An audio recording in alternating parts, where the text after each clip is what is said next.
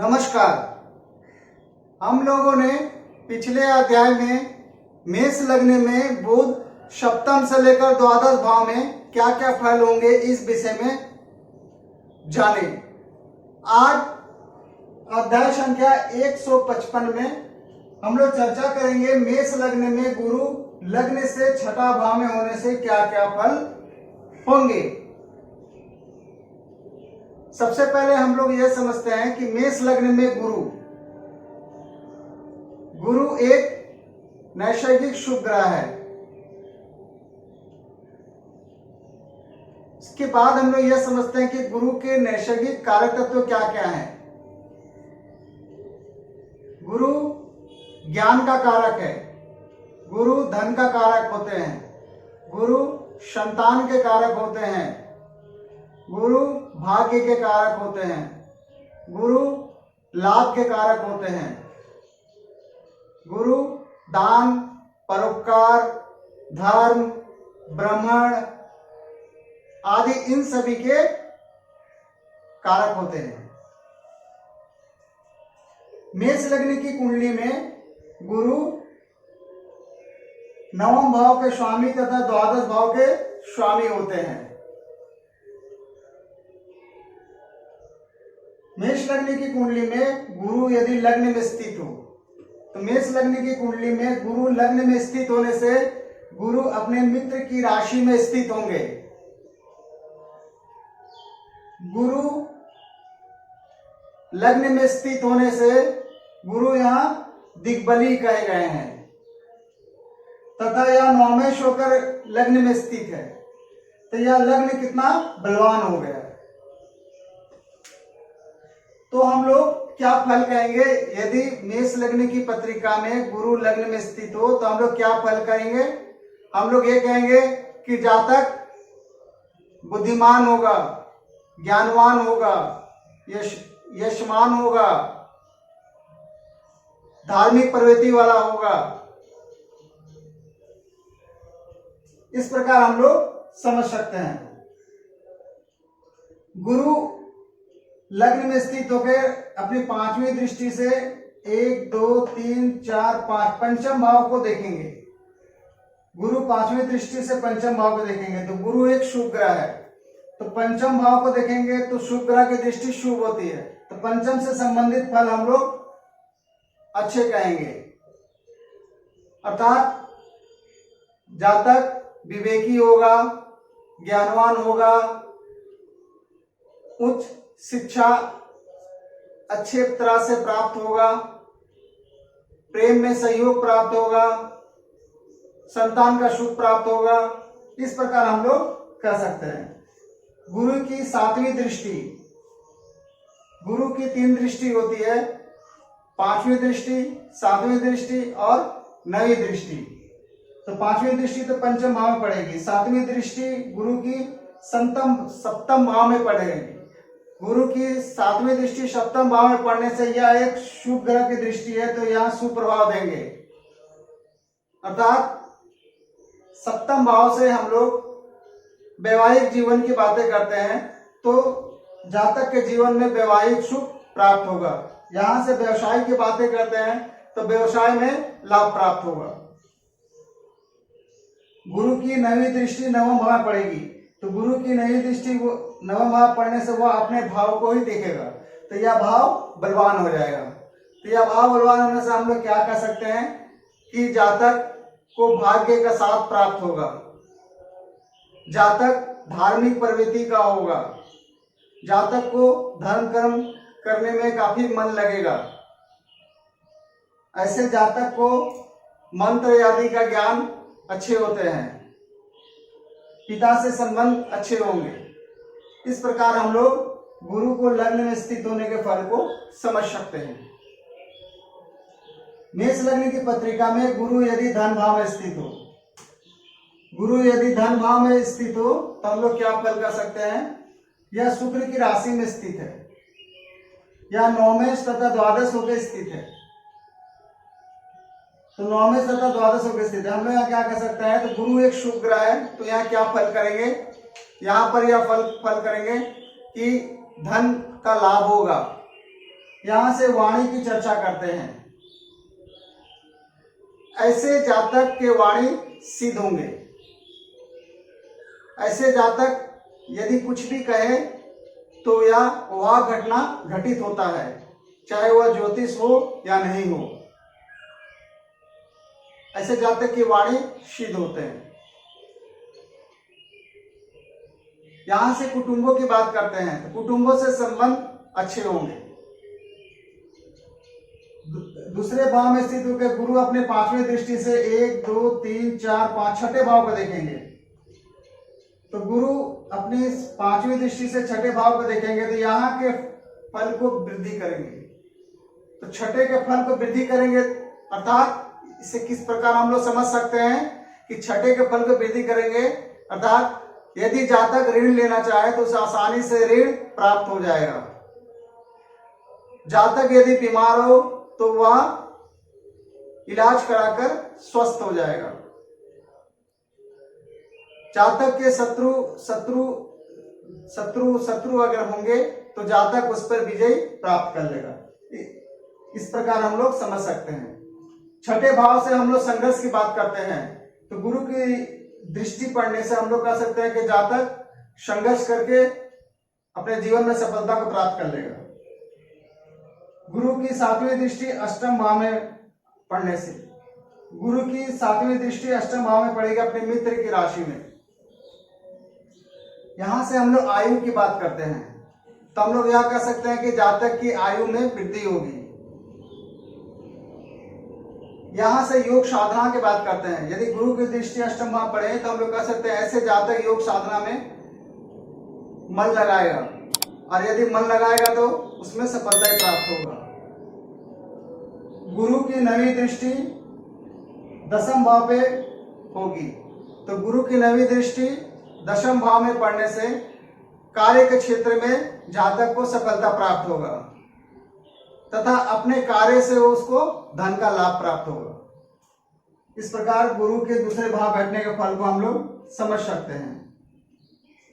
गुरु यदि तीसरे भाव में स्थित हो, मेष लग्न में गुरु तीसरे भाव में स्थित होने से मेष लग्न में गुरु तीसरे भाव में स्थित होने से तीसरा भाव अशुभ भाव होता है और गुरु एक शुभ ग्रह है। तो कोई भी शुभ ग्रह अशुभ भाव में स्थित हो तो उस ग्रह के कारक तत्वों की हानि होती है, उस ग्रह की कारक तत्व में कमी होगी। तो हम लोग यहाँ कह सकते हैं कि गुरु तीसरे भाव में स्थित होने से गुरु के कारक तत्व में कमी होगी, फल में कम प्राप्त होगा। परंतु गुरु यहाँ स्थित होकर तीसरे भाव के फल में वृद्धि करेंगे और शुभ ग्रह है तथा भाग्येश भी है। तो गुरु यहाँ स्थित होकर क्या फल करेंगे? जातक पराक्रमी होंगे, जातक को छोटे भाई बहनों का सुख प्राप्त होगा, जातक को नौकरों का सुख प्राप्त होगा, जातक को अपने कलीगों का सहयोग प्राप्त होगा। इस प्रकार हम लोग तीसरे भाव में स्थित होने के फल को समझ सकते हैं। गुरु तीसरे भाव में स्थित होकर अपने पंचम दृष्टि से 1 2 3 4 5 सातवें भाव को देखेंगे। सातवें भाव को देखने से वैवाहिक जीवन सुखी होगा तथा सातवीं दृष्टि से भाग्य भाव को देखेंगे। तो सातवीं दृष्टि से भाग्य भाव को देखने से यह अपने ही भाव को देखेगा तो यह भाव बलवान हो गया। तो हम लोग कह सकते हैं कि जातक भाग्यशाली होगा, पिता का सहयोग प्राप्त होगा तथा अपनी नवी दृष्टि से एकादश भाव को देखेंगे। तो अपनी नवी दृष्टि से एकादश भाव को देखने से हम लोग यह कह सकते हैं जातक को निरंतर लाभ प्राप्त होगा, जातक की आय में वृद्धि होगी। इस प्रकार हम लोग गुरु को तीसरे भाव में स्थित होने के फल को समझ सकते हैं।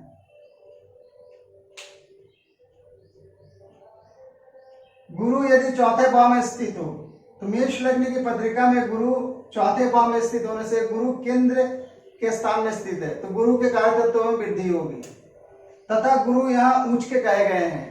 कर्क राशि में गुरु उच्च के कहे गए हैं तो गुरु के कार्य तत्वों में वृद्धि होगी तथा गुरु चौथे स्थान में स्थित होकर चौथे भाव के फल को अच्छे करेंगे।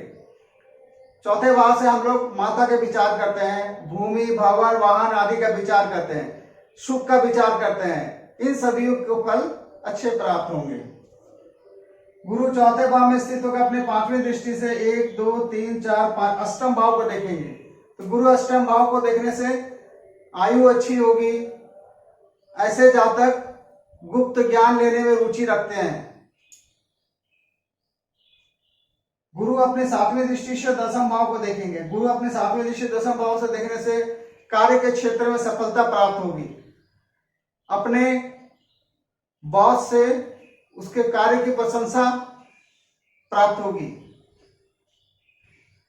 गुरु की नवी दृष्टि 12वें भाव में पड़ने से, गुरु की नवी दृष्टि 12वें भाव में पड़ने से या अपने भाव को ही देख रहा है तो इस भाव में वृद्धि होगी। तो क्या वृद्धि होगी, हम लोग क्या कर सकते हैं कि गुरु के नवी दृष्टि 12वें भाव में पड़ने से यहां से हम लोग व्यय की बातें करते हैं तो व्यय तो होगा, व्यय तो होगा, परंतु यह जो व्यय होगा वह अच्छे कर्मों के लिए होगा, सत्कर्मों के लिए होगा। हो सकता है कि वह दान धर्म, धर्म कर्म, परोपकार आदि के कार्यों में वो खर्च को ज्यादा करे। इस प्रकार गुरु के चौथे भाव में स्थित होने के फल को हम लोग समझ सकते हैं। मेष लग्न की पत्रिका में गुरु पंचम भाव में स्थित होने से, गुरु पंचम भाव में स्थित होने से यह त्रिकोण का स्थान है।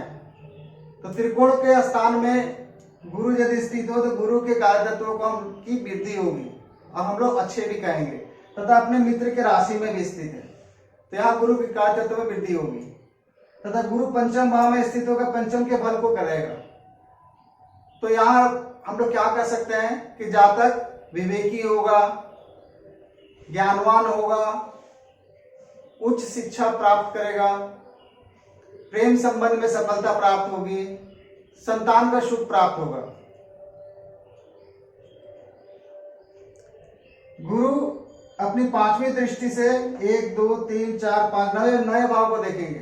तो नवे भाव को देखेंगे तो अपने भाव को देखेंगे तो नवा भाव बलवान हो जाएगा। तो नवे भाव से हम लोग जानते हैं कि भाग्य की बात करते हैं, पिता की बात करते हैं, धर्म कर्म की बात करते हैं। तो ऐसे जातक धर्म कर्म में मन लगाएगा, धर्म कर्म में बढ़ चढ़कर कार्य करेगा।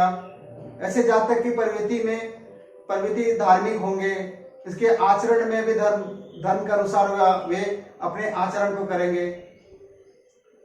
अपनी सातवीं दृष्टि से एकादश भाव को देखेंगे। अपनी सातवीं दृष्टि से एकादश भाव में देखने से जातक को अपने जीवन में निरंतर लाभ प्राप्त होता रहेगा। यदि नौकरी में किसी भी तरह का प्रमोशन की बात होगी तो उसे प्रमोशन प्राप्त होगा, या कोई पुरस्कार प्राप्त होगी तो उसको होने की रहेगी तो पुरस्कार प्राप्त हो सकता है जब गुरु की दशा अंतर्दशा आएगी। तथा गुरु अपनी नवी दृष्टि से लग्न को देखेगा।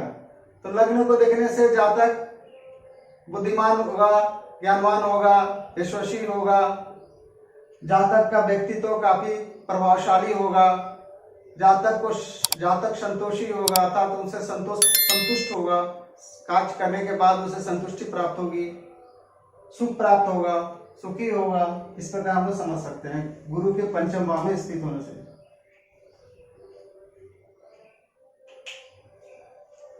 मेष लग्न की पत्रिका में गुरु छठे भाव में स्थित होने से क्या फल होता है। गुरु छठा भाव में जाने से, छठा भाव अशुभ भाव होता है। अशुभ भाव में किसी भी शुभ ग्रह के जाने से उस ग्रह की कार्य तत्व की हानि होती है। यहाँ हम लोग कह सकते हैं कि गुरु के कार्य तत्व में की कमी होगी। तथा गुरु छठे भाव में स्थित होकर इस फल की वृद्धि करेंगे। यहाँ नौमेश भी है तो हम लोग क्या कर सकते हैं कि गुरु छठे भाव में स्थित होने से जातक को ऋण आसानी से प्राप्त हो जाएगा और तथा जातक ऋण लेकर उसे चुकाने में भी सक्षम होगा। यहाँ से संघर्ष की बातें करते हैं तो जातक अपने जीवन में संघर्ष करेगा और संघर्ष करके अपने जीवन में सफलता को भी प्राप्त करेगा। गुरु यहाँ स्थित होकर अपनी पांचवी दृष्टि से दसम भाव को देखेंगे। तो गुरु यहाँ स्थित होकर अपने पांचवी दृष्टि से दसम भाव को देखेंगे तो कर्म के क्षेत्र में वृद्धि होगी। सातवीं दृष्टि से द्वादश भाव को देखेंगे तो द्वादश भाव को देखने से यह अपने ही भाव को देख रहा है तो हम लोग कह सकते हैं कि जातक को व्यय तो होगा, परंतु वह अच्छे कार्यों में व्यय होगा। जहां तक यहां से अस्पताल की बात करते हैं तो जहां तक बीमार होंगे और स्वस्थ होकर फिर वापस आ जाएंगे। जहां तक यदि किसी भी प्रकार के कोर्ट कचहरी के चक्कर में पड़ जाए तो उससे वह आसानी से निपटाने में वह सक्षम होगा। किसी अदालत वगैरह के चक्कर में पड़ जाए तो उससे वह आसानी से निपट लेगा और उससे छुटकारा प्राप्त हो जाएगा। इस प्रकार गुरु के छठे भाव में स्थित होने से हम लोग फल को समझ सकते हैं। तो गुरु अपने सातवीं दृष्टि से द्वादश भाव को देखते हैं, गुरु अपनी नवीं दृष्टि से दूसरे भाव को देखते हैं। तो दूसरे भाव को देखने से धन में वृद्धि होगी, वाणी अच्छी होगी, कुटुंबों से संबंध अच्छे होंगे। इस प्रकार हम लोग गुरु के छठे स्थान में स्थित होने के फल को समझ सकते हैं। हम लोगों ने देखा कि गुरु को लग्न में स्थित होने से, दूसरे भाव में स्थित होने से, तीसरे भाव में स्थित होने से, चौथे भाव में स्थित होने से, पांचवें भाव में स्थित होने से, छठे भाव में स्थित होने से क्या क्या फल होंगे। आज बस इतना ही रखते हैं। उम्मीद करता हूं कि आप लोगों को यह छोटा सा ज्योतिष का ज्ञान पसंद आया होगा। यदि पसंद आया हो तो कृपया चैनल को सब्सक्राइब, शेयर, लाइक जरूर करें। इस वीडियो को अंत तक देखने के लिए आप सभी का बहुत बहुत धन्यवाद। नमस्कार।